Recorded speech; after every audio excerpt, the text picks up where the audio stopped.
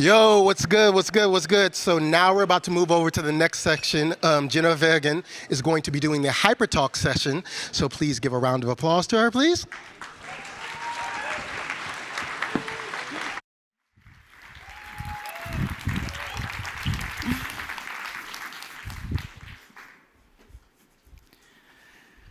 So, hello everybody. I know many people have been here before to a HyperTalk session, so we have a very, very, very long tradition here.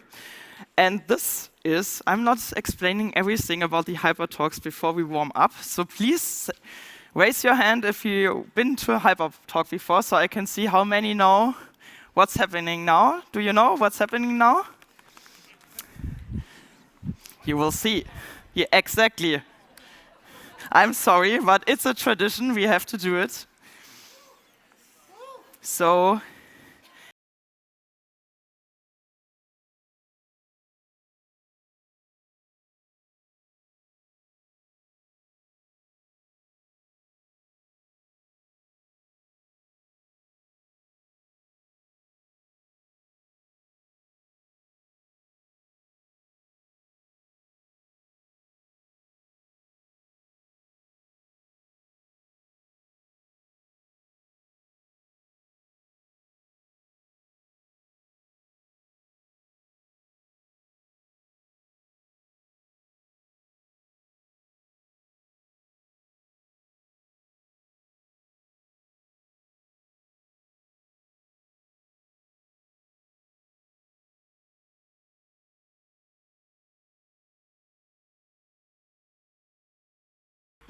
okay, enough hyper.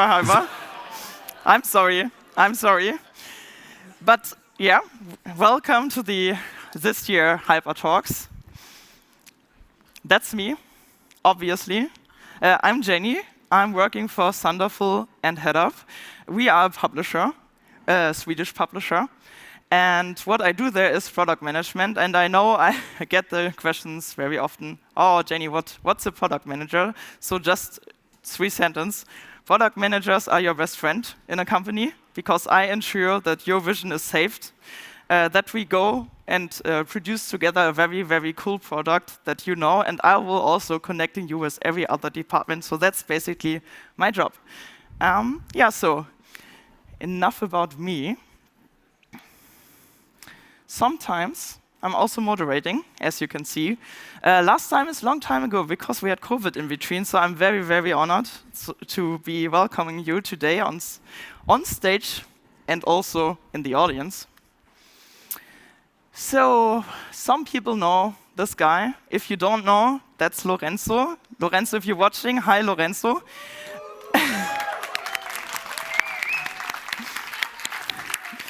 Lorenzo was the person who came up with the great idea of this format of HyperTalks, and I will explain you what awaits you today. Because HyperTalks are very special, and I think it's the coolest idea I've ever heard. So today we have 7 talks, 8 speakers, and everyone is talking 5 minutes.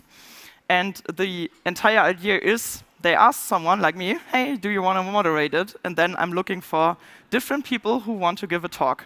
And the cool thing about this format is everyone, even everyone here, can give a talk because I think everyone has something to tell, a cool story, something to learn. We can all learn from each other. So that's the basic idea beneath a hyper talk. So hyper talks are like for everyone, very short, very cool, very fancy. You will see we have many, many different topics, and I hardly believe everyone can give one. So if you are interested in giving one next year, you should reach out to someone and say, hey, I have something cool to tell, because that's the best thing about a maze, in my opinion. Everyone here is the same, and that's why I'm very, very honored to be here together with you today. So let's come to our first speaker, William. Please come on stage. So William,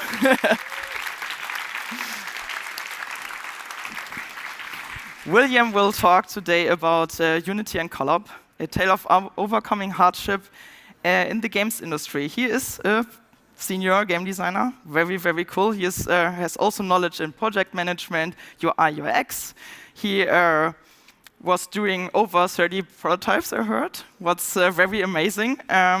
He worked on 3 live games, and he is or loves to exploring new technology, new cultures, and yeah, let's start. I think his talk is very special. So Okay. thanks, William. Thank the you, stage is Jenni. yours.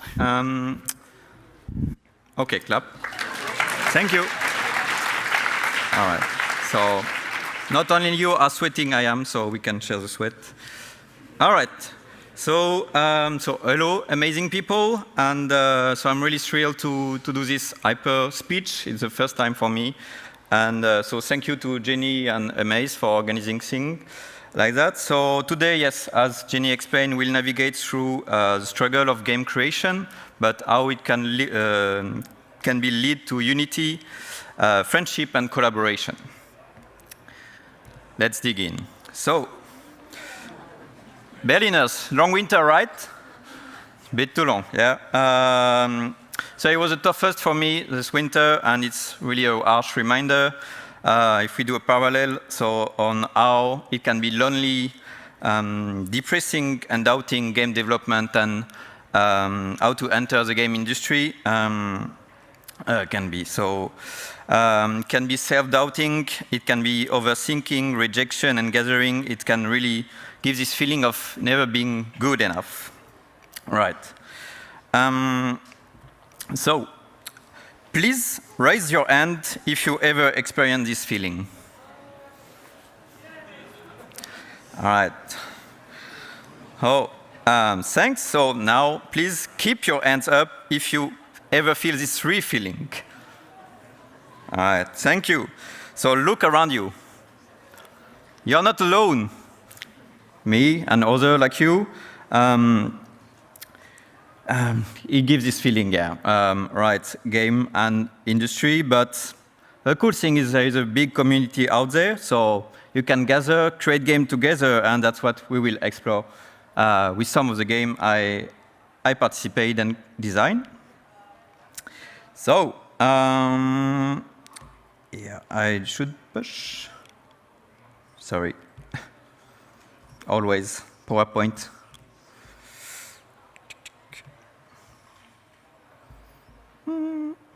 Jenni, you. I click.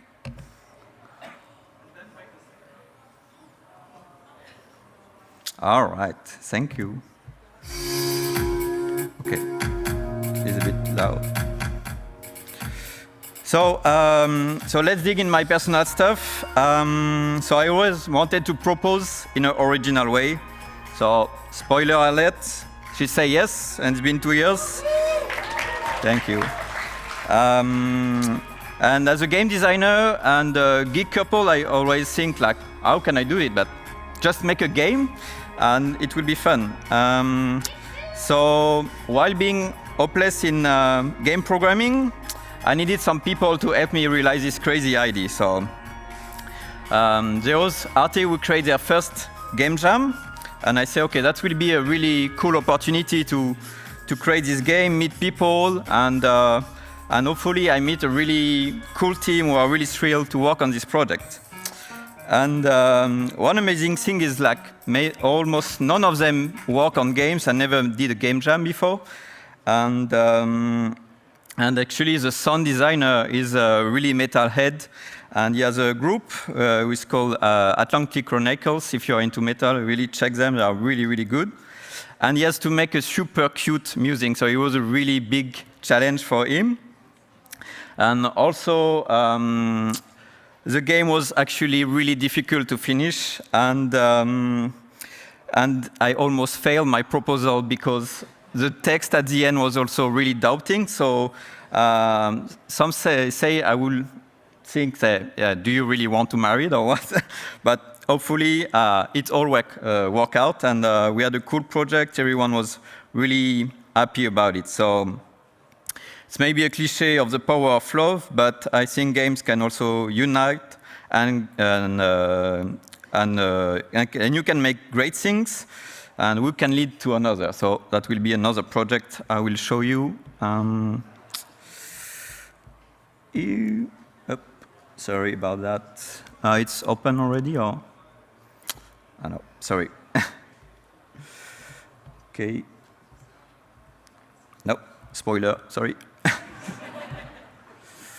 Okay, that will lead, okay.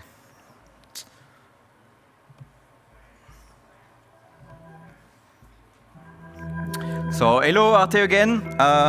Here I come again, and I was late, so I was always not participating in the Arte Game Jam, but looking with cool eyes on what they are doing. So I connect again with people, and I redo the project with a developer who worked on the previous game, and I meet also new people. And these people also never did a game jam before. And I also embark a high school friend who are like a finance guy by day, and he was also a dad, DJ and geek by night. So I say, hey, guy, just come with me. It will be fun, and you will discover new people and new way of thinking. Also for the game artist, she learned 3D art by herself, and I think she did a really, really nice job with this project. It was the goal of the project was to make a sandbox experimental game where you play with this shape, you transform, and you try to create your own environment. So we were really happy with the game, and I think we succeed in our objective. And personally, I would like to push this project further because I think there is some potential. Oh, don't want to. Okay, you want to stay in the. Yeah. Yeah. All right. So what I wanted to say with this speech. So yeah, look around you. You are not alone, and there's always talented people to connect. So please reach out to people, and you can create amazing things. You can maybe do a speech at the end in Amaze. So you never know. For my part, I'm looking and thinking to create my own collective and thinking on how to get some fund. And I'm also open to work if you want to work with me and yeah, and connect. So you see, with my T-shirt, I will be also volunteering in the MA. So please feel free to talk to me, and yeah, see you there. Thank you.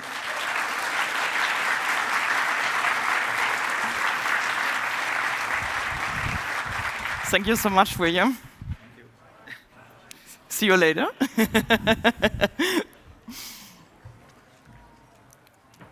It was very heartwarming. I've met William a few weeks ago for the first time, and he told me the story, and I thought this is a good story for today, and I'm very happy. She said yes, so congratulations. Next speaker is Neander from Cut Patat, and he will have a chat about Badabam. I'm very interested what this means.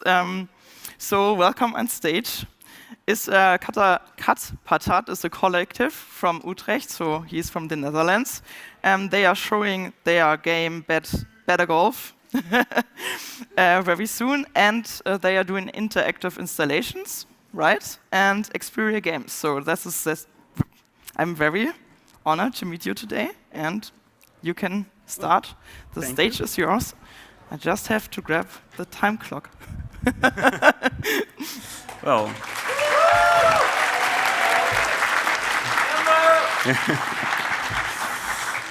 Well, hello everyone. Yeah, so I'm Neander from Cut Patat.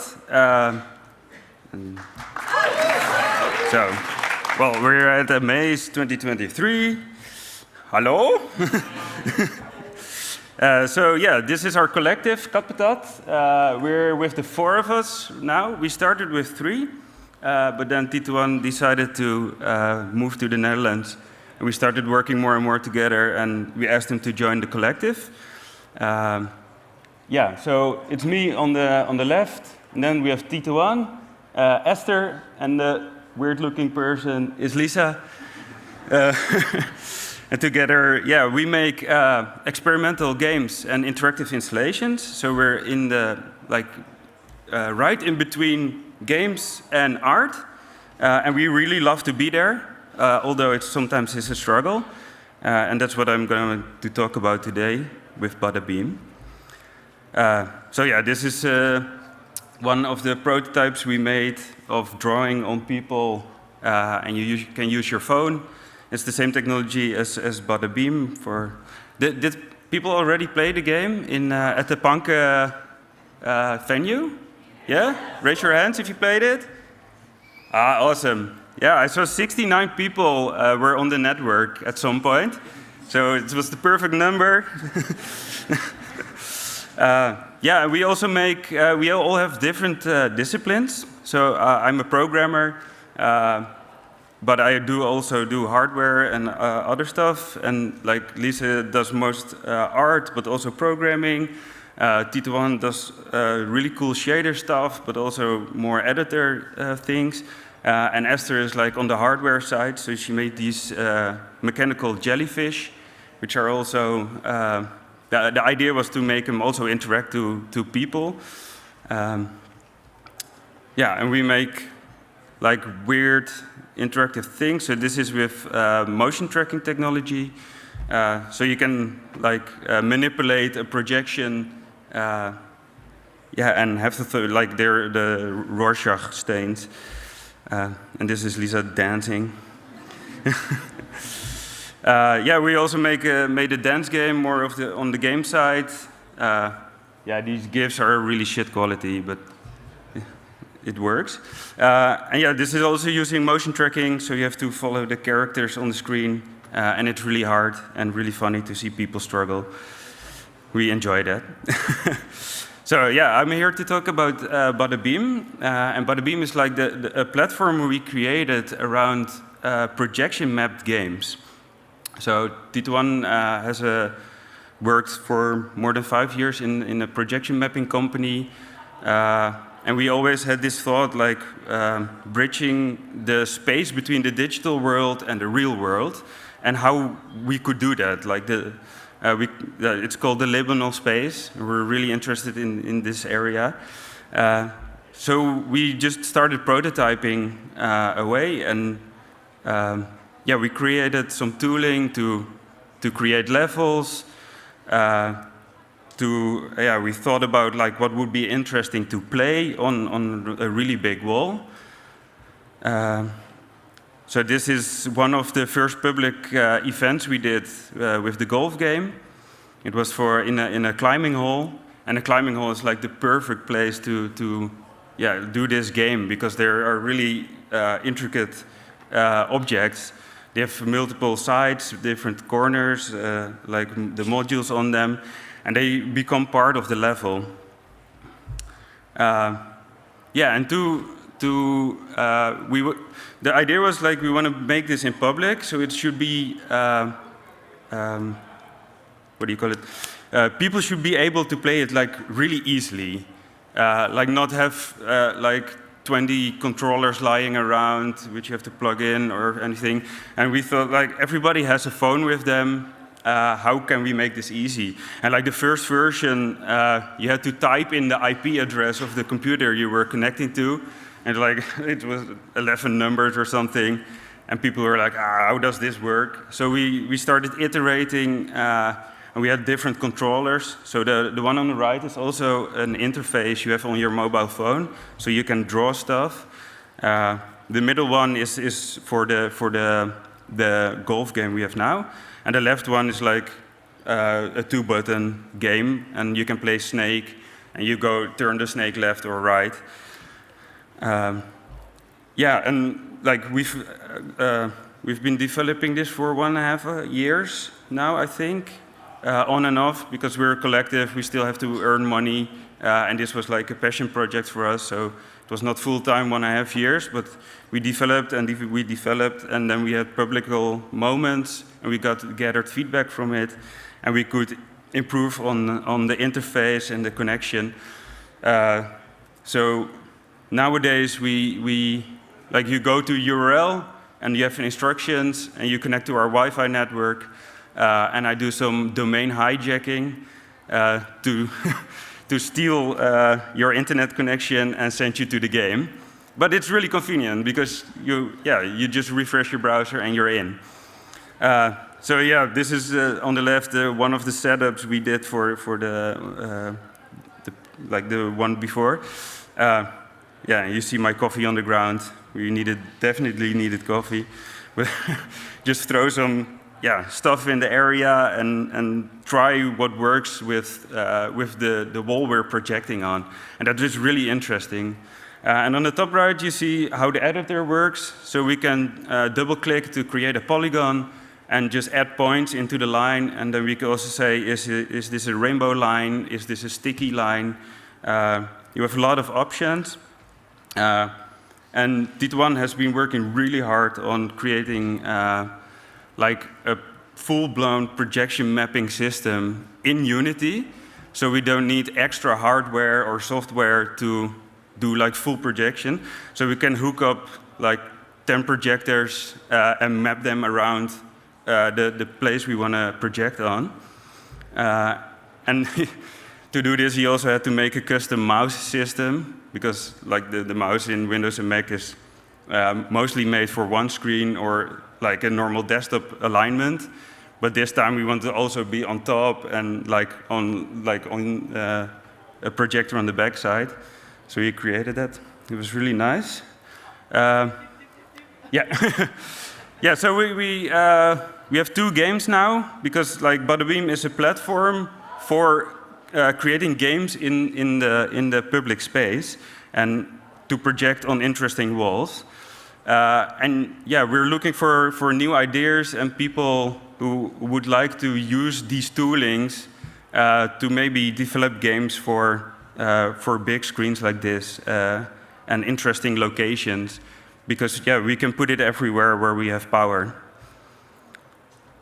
Okay? So yeah, thank you.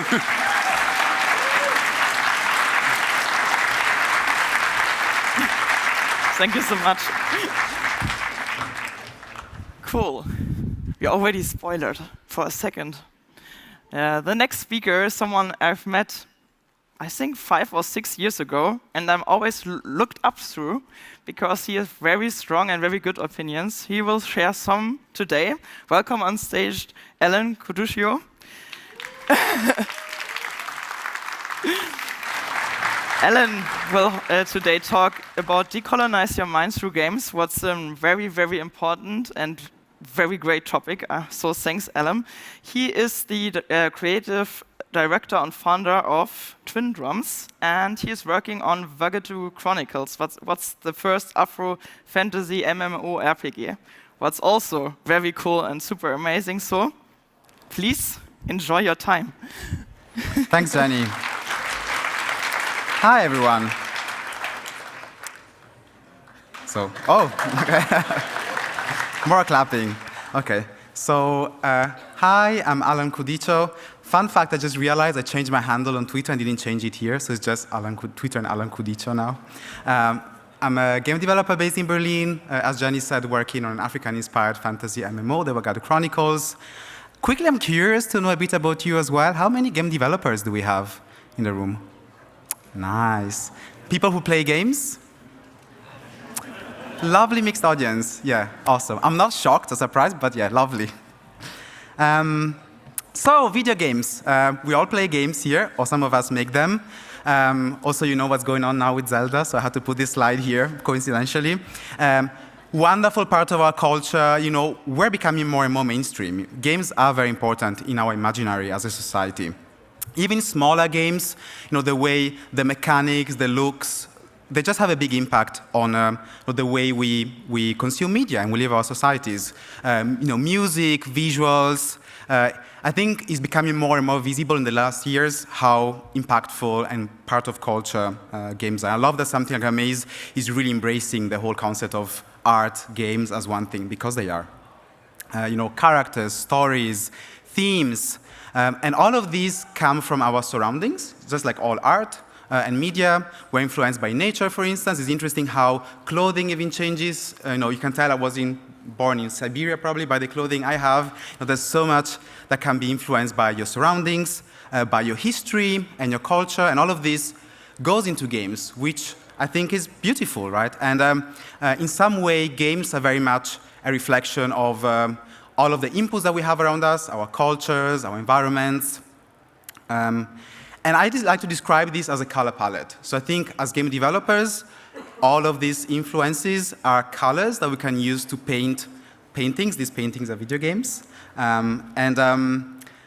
One thing you'll notice, though, unfortunately, I'll say, is that a lot of games out there, almost the majority out there, tend to kind of paint with certain colors. It's like we're missing some colors. When you look at historical games, for example, fantasy games, science fiction, there seems to be some themes, some type of music, some type of character, some skin colors that tend to appear much more often. And when you see like a change, some other color palettes being used, all of a sudden it's beautiful and exciting. It's like, oh, I wish there were more of this. At least I do, and I'm sure many others do. So if you look at a map of the world, and by the way, I'm going to use a real map of the world, the Peter Gauss projection, because also maps can be political and colonial. We're going to get to the topic of colonialism. There's some massive areas that are not really represented. These color palettes, these tools, these influences don't really appear. Look at that massive continent. I have, of course, a bias as an African European, but like in the middle there, or like, South America or South Asia, very much, almost missing from games. And if you compare with like a map of our capitalistic economy and GDPs, it's like, oh, it kind of basically almost matches one-to-one. Basically, our games, unfortunately, tend to reflect our modern capitalistic system, our economic system, and this is one of the consequences of colonialism. So colonialism, for those who are not familiar, like going to someone else's home, taking over, destroying everything, stealing things, and then having them in museums here in Berlin or London. Sadly, Africa was heavily affected, like other parts of the world. But it also means imposing your culture. And this, I think, is very interesting for games because you will end up also having games made by people from ex-colonized countries that still reflect kind of the themes, the cultures, the visions of the colonizers. Now, this is like it's a straight line between having your language being changed by colonizers, your architecture, your religion, and everything, and also your games then kind of like reflecting this process of colonization. So if you look also at games set, for instance, in Africa, these are just some examples. You see very clearly, I really did the research. It was very painful to go through like games that had Africa in the theme. I did that before, working on my last game. You see safaris. This is like a white lady, killing zebras. Or you see like pandemics and war and viruses, And of course, it's like the individual developers are like, no, this is a coincidence. But if you look systemically, there's like these neo-colonial systems are being reflected in the way also these countries and these parts of the world are portrayed, and how they struggle to portray themselves. So we're going to do a little exercise today. This is a very big topic. We just have a few minutes. And I'm going to go through like a couple of tips, a few points on how to help decolonize your mind, either as a game developer or as a player. And when I'm going to show this, we're going to together say smash. So let's try. Do we really hate colonialism? Let's try again. Yeah, thank you. So let's continue. There'll be a couple appearing, so keep an eye. So one tip I'm starting with, kind of an obvious one. Sometimes look and play games that are not set in the typical Viking setting. Fun fact, my first PC game was actually a Viking game, but actually, and it's not a coincidence, but there's beautiful games set in other parts of the world with different cultures, Never Alone, you might have heard it, Inuit culture, done with elders. When I played it, I was so amazed. I learned so much about the visuals and the graffitis and so on. Orion, Legacy of the Coriodan, first African-inspired fantasy game by a development team in Cameroon. They're awesome. They did this without any game scene, basically by themselves, just learning stuff on the internet. Really, really impressive 2D game, successfully on Steam. You can find it. Orage, Indian game, just recently out, based on Indian mythology. Also really wonderful. So, have a look. Maybe don't stick only to the usual Viking or, European-themed games. There's some wonderful games out there with different cultures, different color palettes that we can support by playing. Nice. Thanks. Other thing I want to talk about, second tip, is really not just about the aesthetics themes, as I said before, which is kind of very visible, But this is also about mechanics and kind of the deeper inner workings of games. So both for players, but also for game developers. I'm looking at all of you. Like, don't get me wrong, I love Civilization, one of my favorite games. But the mechanics are very much inherently colonial, right? You go, you spread, you kind of take over money, land, destroy the forest, conquer other people, or impose your culture, impose your religion. Again, tons of fun, I love the game. But we have to acknowledge that there's very much, yeah, it's sad, but it's also true.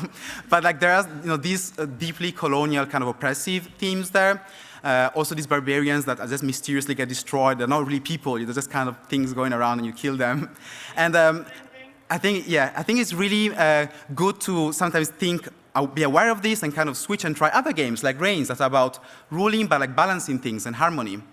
Or even like the whole concept of leveling up, becoming stronger. Spiritfarer is a game of like taking people towards an end. People are dead, their souls need to be taken to the afterlife. So you're kind of wrapping up things and not just leveling up, getting stronger, more muscles, more abilities. So have a look at such games as well. I think it's actually an anti-colonial act if you do this. Nice, thanks. Almost done. One of the last things, especially for game developers, do support developers from colonized countries, ex-colonized countries, who are like learning. This was actually at Amaze. I think it was super cool, organized a couple of years ago. Developers from all over Africa came here and got like some mentorings, created networks.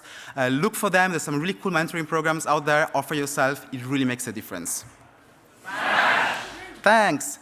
And that was the last one, tiny plugin. This is our game, the Vagadu Chronicles. We're on Twitter, social media, soon going to be on Steam, to wishlist, so have a look. It's a wonderful pre-colonial African fantasy-inspired online game. Thank you so much.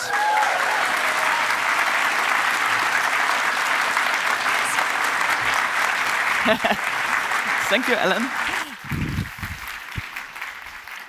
Okay, every good presentation is not really ending here, I can swear, but has to change presentations, like it is when you have 7 speakers. So give me a second, and in the meantime, I will tell you a small story about myself, because it's not my first time on stage, but as you can imagine, we all make mistakes. I did today a mistake you can't really see, but I can. I just used not waterproof ink, so I'm green, just now on my hands. And also, I have dyslexia. The only problem I have usually is writing stuff, but also pronunciation. And when I said yes to the session, I realized, fuck, I have 8 people names to say, what stressed me out, but I can swear you can overcome every problem. So I overcame 2 problems. Only the ink problem is still left. So welcome. Another person, wonderful person, Julia Iserlis, on stage.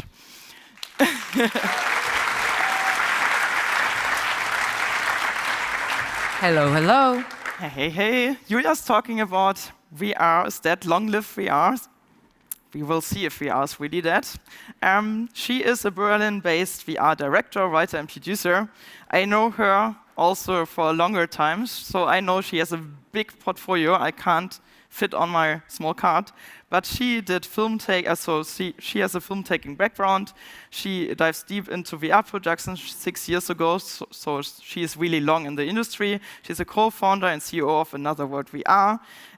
She also presented 2 of her games at Venice film festivals, for example, Pegging Peak, what I played, and Cobalt VR, what I also played. So thanks today for being here, Julia, and have fun.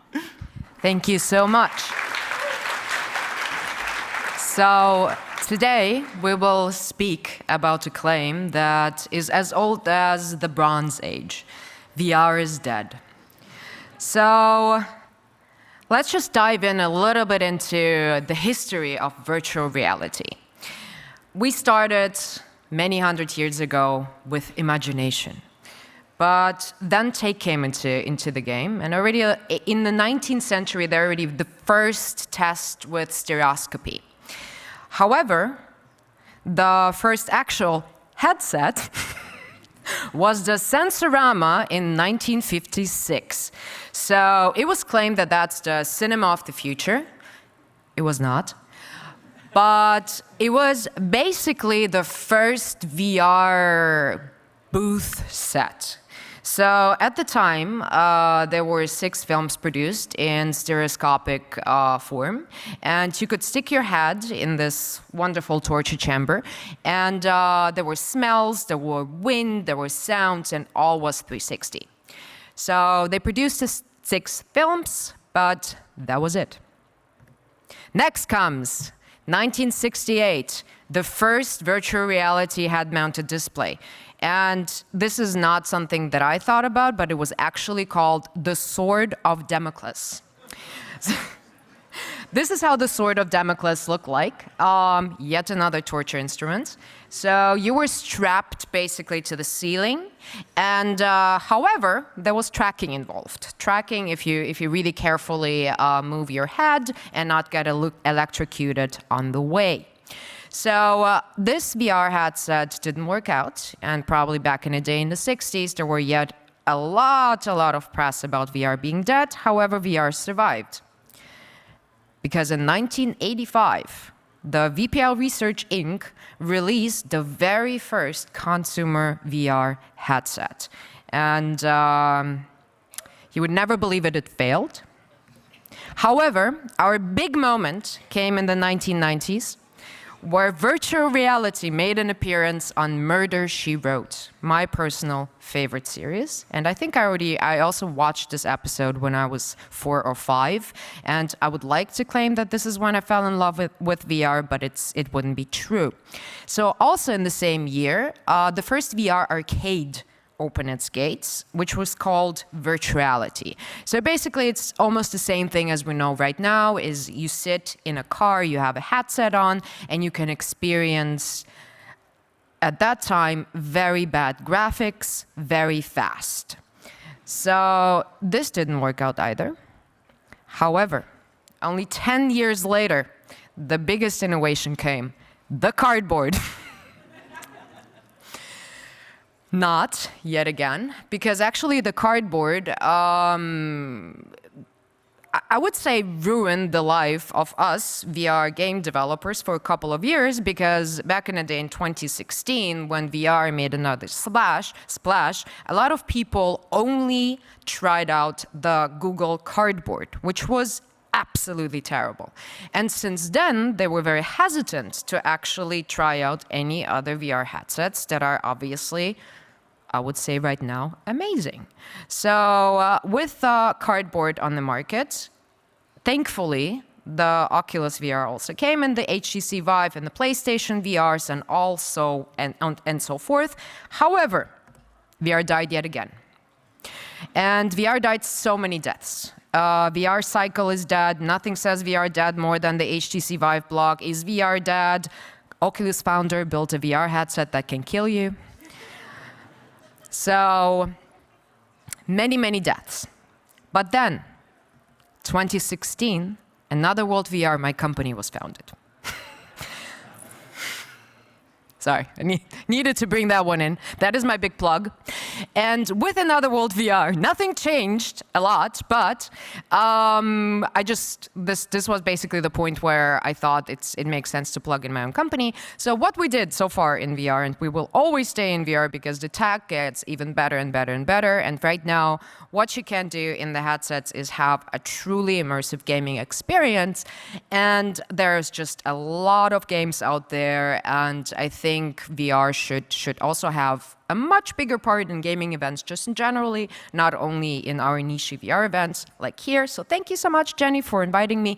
So what Another World did so far, we released 3 different games: Cobalt VR, Pig and Peak VR. Those are horror games. Then we also did a lot of VR films and experiences that are socially conscious. For instance, The Bystanding, which is about the bystander effect, or Comets Aleph O, which is a piece about my father, who was a Holocaust survivor. And we also did a lot of work for hire, because each and every VR company also needs to sustain itself with funding, but also with work for hire. And this is like just a little bit of screenshots from our work, but here, my main highlight was that we did the runway show for Balenciaga in 2021, completely in VR. And you can see here in the corner, Selma Hayek walked into the wall in her headset while watching our experience. So Very happy about that. Thank you, thank you, thank you. Then, we're not done, I have 2 more slides. On the 11th of October 2022, we went through the biggest revolution. Meta discovered legs. So, I get goosebumps just right now, just thinking about it. So, avatars will have legs in virtual reality. Very exciting news. And this is my very last slide. 2023, the state is that VR is yet again not dead.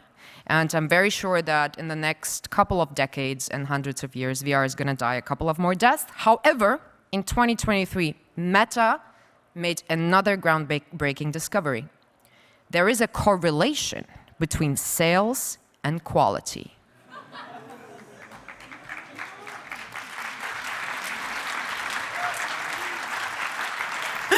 Thanks, Julia.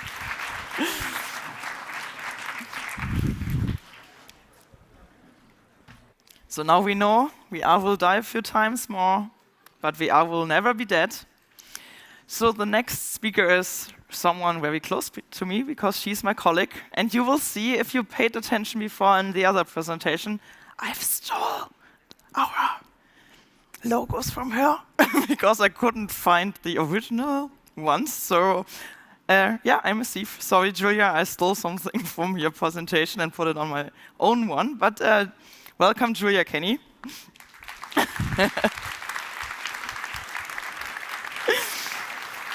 She is talking today about how do I look for games to sign. Yeah, Julia is my colleague at Thunderful/HeadUp for the moment. She also scouted for Sega, for example. She's very, very long in the industry. Yeah, she is also very well known and very good in business development. And yeah, I respect her, and many other people do. So I thought it's a good idea to hear from a scout today what scouts are looking for, because this is usually a big exclamation, request mark, sometimes also a scream or a tear. So let's hear it, Julia.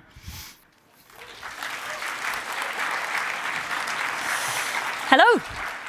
Thank you so much, Jenny, for the nice introduction.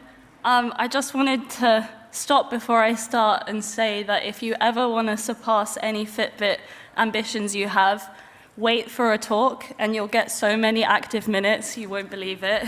My Fitbit thinks I've been exercising for 30 minutes more than I truly have. But it's very nice to be here. The reason why I'm doing this talk is because I want to do a bit of a show and tell. Most of you don't do what I do, so I wanted to invite you into my own world for 5 minutes. And there's the same thing, but with loads of head-up heads. I copied and pasted all of them. And I'm going to introduce myself a little bit better and definitely not reuse this slide from other talks that I've done. But if we're looking at the lovely logos that Jenny did borrow, which is absolutely a smart thing to do, I've been working as a scout or on the side of looking for games and supporting developers through quite a lot of different corporations, and now HeadUp is a slightly smaller company. What I've learned from this is that I've seen over 15,000 pictures, because I like to count in the databases that I collect the pictures in. I want to make sure everything has meaning, so counting kind of helps me deal with that. What I've learned is that I really enjoy talking to developers and reading pitches, but I want to do a little bit more when it comes to the impact after signing. So my role with HeadUp will be a little bit more on the biz dev as well as the scouting. And I've done a lot of stuff, like not just looking for projects, but looking for studios as well. But now I'm coming back to the publishing, the more hands-on thing. Yay, now I don't have to talk about myself. I can just talk about games instead. These are games that I really like playing, so maybe I'm a tiny bit basic. Maybe I like all the best games that you enjoy. Maybe one of the games here is made by a German developer based in Berlin, so maybe you'll still like me by the end of this presentation. And then here's just like some chaos, because I feel like my job can be chaotic and my mind can be chaotic. And yeah, I think it's the people that help me stay in one piece mentally. But I was going to go through noob and pro editions, so I can use really cool gaming terminology. But essentially, I've developed a lot of way of looking for games over the years. And noob is the definition of maybe it's your first few months of thinking like where I could possibly find games. But then over the years, I've discovered that actually there's some more long-term things that aren't necessarily so transactional. And I am going to definitely confess to stalking a few developers with the whole lurking thing. So please still like me. Thank you so much. And I guess the first thing is desk research. So when I'm looking for cool games to play or cool games to sign, the things that immediately come to mind are going on Steam, looking at what's in early access, looking at amazing things like Next Fest, and just looking at all the demos out there. The other thing, which is the absolute most effort-intensive, is going to conferences and taking meetings with loads of strangers that eventually, hopefully, become your friends and maybe even your colleagues or partners. And then the other sort of more isolated part is being, the monkey on a typewriter in the basement, reading all the email submissions and trying to sound like a compassionate human on the other side, giving feedback, giving next steps, making sure everything is kind of moving towards either a fast no or a deal together. The other thing as well is that there are some next extensions of that where you have things like Game Discover Co. or Game Data Crunch, which has consolidated all the data that there is on games out there and things that are generating traction, and I'll take a look. But I guess I know that any other publisher with a computer is probably doing that as well, which is why I still call it a noob thing. That doesn't feel like me, doing something bigger than a fetch quest on the average day, but it's definitely something that I wouldn't ignore. Then Twitter is great because everyone's sharing what they're doing. Everyone's so busy and so happy all the time, but it is a very good way to find cool projects that people are working on. Likewise with Reddit. But where I've really found the value over the years is just trying to be in the moment with people, trying to hang out, and hopefully trying to be a point of refuge when we're also overstimulated by the crowds. And then through that kind of organic interaction, you actually get to learn what that person's dreams are, what they want to do, and you can have a more candid conversation and see maybe if you can't work together now, you can work together later. And then, the circle kind of fulfills itself where people come to you. So then you do end up reading email intros, but hopefully it's because you're doing the putting yourself out there and saying your values. Then other publishers as well, always send me things, and that's nice because they're used to filtering through things. They're used to thinking against a brief, so I get some really well-qualified introductions there. And then the last one, I think I spend about 2 hours a day when I'm not traveling reading game dev discords because I have loads of friends and hobbies. No, it's because people are always talking about what's making them worried or what's making them excited. And it's a really good way to see just the regular challenges that people have or what people are really looking for from publishers and sometimes what people find disappointing. So it feels like a more approachable discussion that isn't so mired by the transaction of meeting someone and trying to get output from a meeting. Everyone's just learning and sharing, and I get a lot of information from that. And then people will share links, they'll share, forecasting templates or the list of all the Steam events coming up. And that knowledge sharing is super helpful to feel like I'm growing and adapting with the industry, and I don't just have this static idea of people want this, so I should give them that. I'm always trying to qualify what the problem is, what the constellation of developers that exists are, so I can do right by them and actually say something that isn't tone deaf or just recycled from some other wonderful publisher. And then when I was doing a lot of mergers and acquisition stuff, LinkedIn was super good because, again, LinkedIn is even more aggressively people being happy about all their work achievements. So a lot of people will put I am in stealth mode for a new studio. And then I know because of their very, very stealthy stealth mode post that I can reach out to them and maybe talk about the next big thing that they're doing and that bigger piece of funding that they want. So yeah, I still spend a lot of time either playing games or on the internet, but I get to make money from it and I get to meet wonderful people. So as the person wearing a hat inside, thank you so much for listening. Thanks.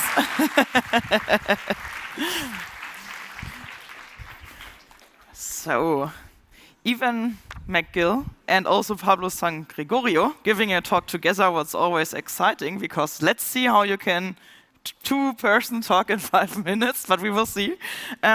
Welcome on stage. They are Shaman Garage together.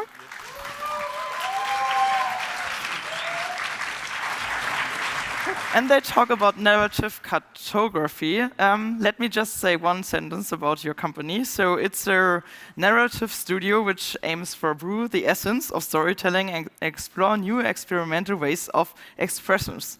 I found the sentence and I think it's very interesting. So let us hear what you do. Thank you.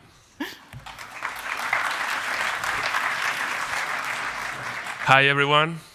Here we are, Ivan McGill, a visual artist and speculative designer, and myself, Pablo, mathematician and interaction technology.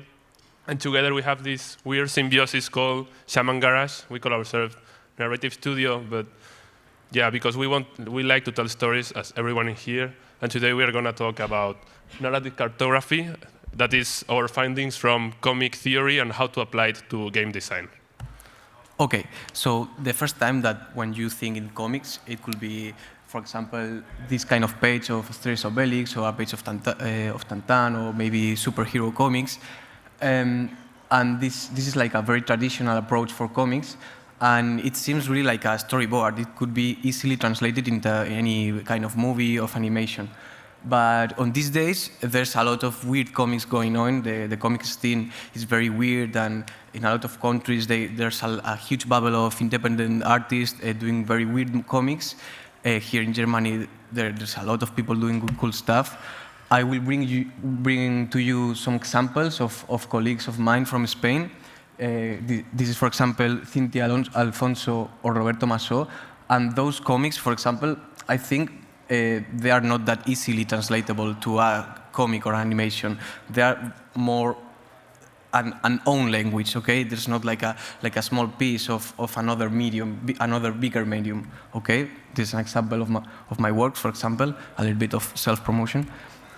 So we can sum up this thing that I'm introducing to you, saying that comic has traditionally been associated with film and animation, but there is like a very important difference between with these mediums, that the rhythm is not established by linear time progression. Okay, when you are in front of a movie, you sit down, and then all the scenes come one before the other. But here, no. When you are reading a comic, you are reading. You are not watching the comic. You are not seeing the comic.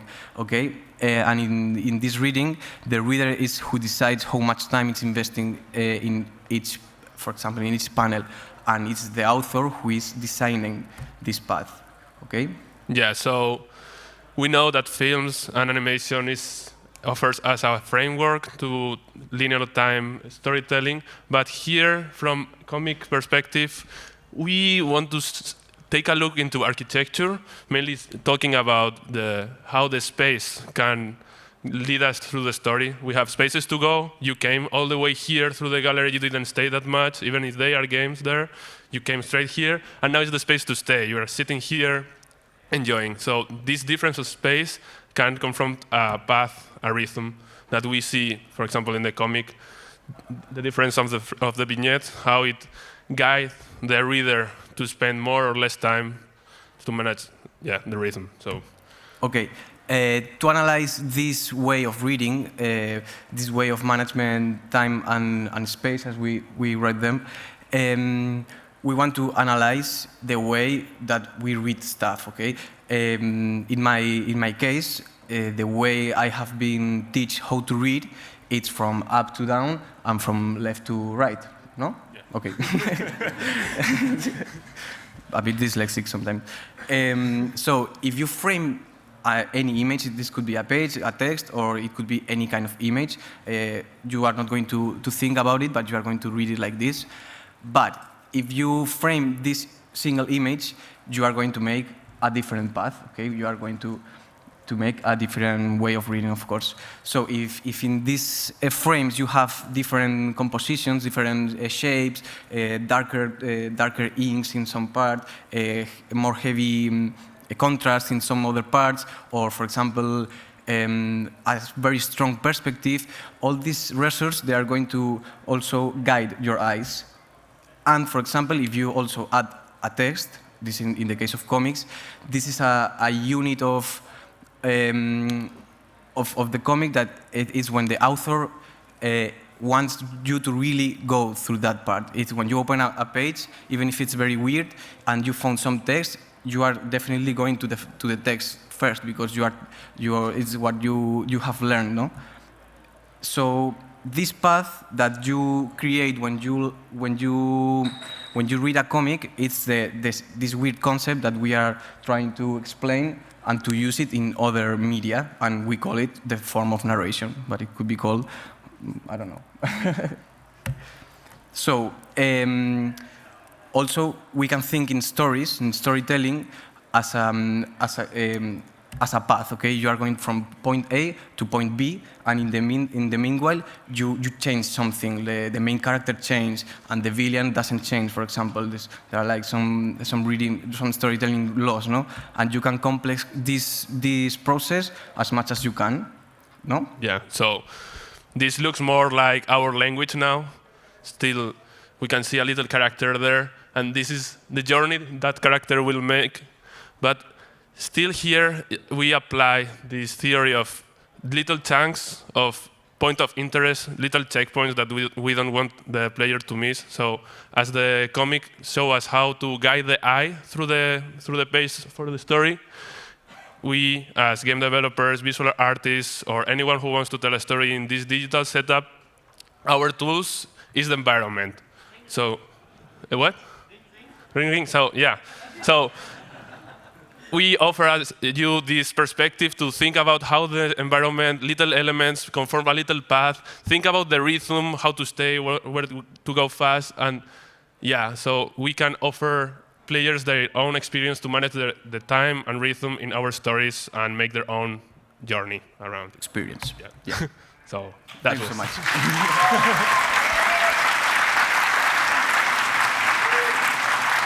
Thank you so much. So now, last but not least, a well-known, I would say, community person of Amaze, because I know Josh is usually well-known and make a big voice for the last speakers of today. So, Josh, I just realized on your website there was no last name to found. And I know you for so many years, and I have no clue what your true name is. My last name is Hollendonner. Okay, so now you know. So it's not on the slide. He's from Stuffed Animal. He is he develops small and semi-experimental games. So let's see. And yeah, our last speaker for today. Thanks, Josh. Have fun.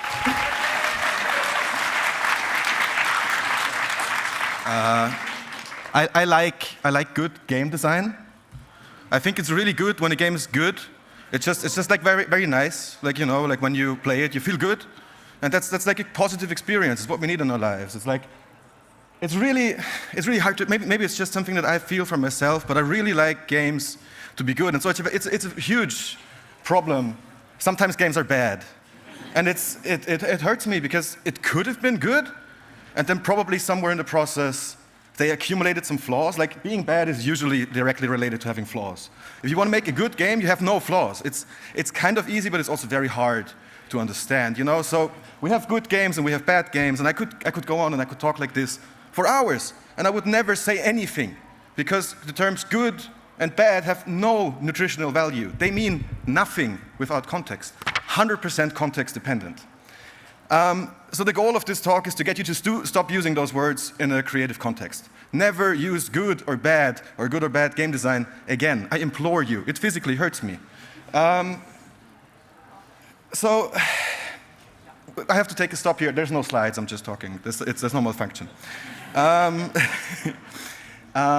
have to be very careful here, because I'm talking here about the creative context When you're doing something together, you're trying to make something together, don't use good and bad in that context. In the social context, good and bad are absolutely necessary words. If you come up to me after this and you're like, oh, wow, Josh, that was a good talk, that's not only a joke that everyone has already made, it's also an icebreaker. Like we are now, oh, we are on the same wavelength, you have given me something positive, I can respond to it positively, and we can now talk and figure out what we actually mean by that. Like which part of the talk did you find good? What does good constitute for you? There's a huge fucking variety of adjectives that we can use to actually communicate. And good and bad in the social context is just like the first step. It's like an invitation. It's like I'm giving you the hand. It's like, hi, my name is Josh. That's a cool sweater or whatever.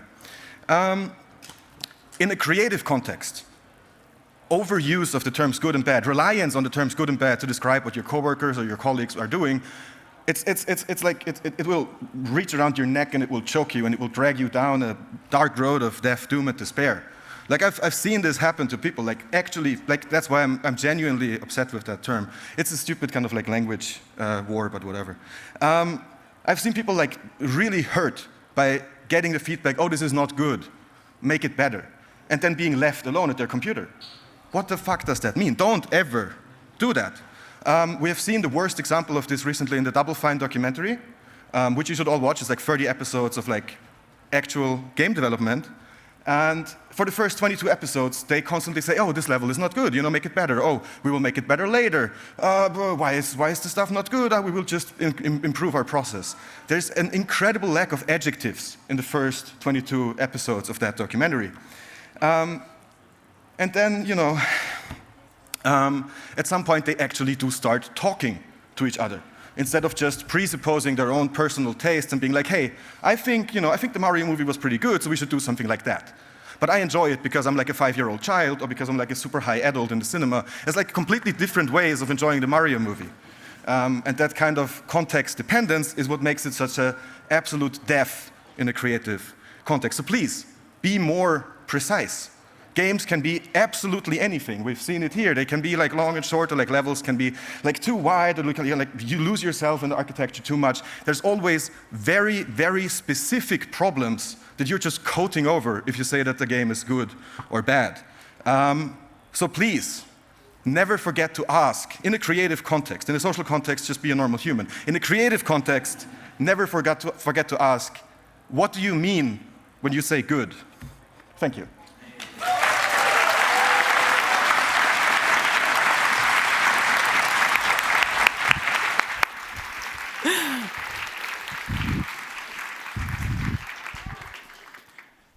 Okay, everybody, this was this year's HyperTalk session. As I said, I want to encourage everyone, if you're afraid of being on stage, this is a great format. Just to try out yourself, to be on stage. Nobody here, it's a very cool community, will judge anything. So that's why I want to thanks to Thorsten. I don't know if you are here, but Thorsten, your festival is amazing.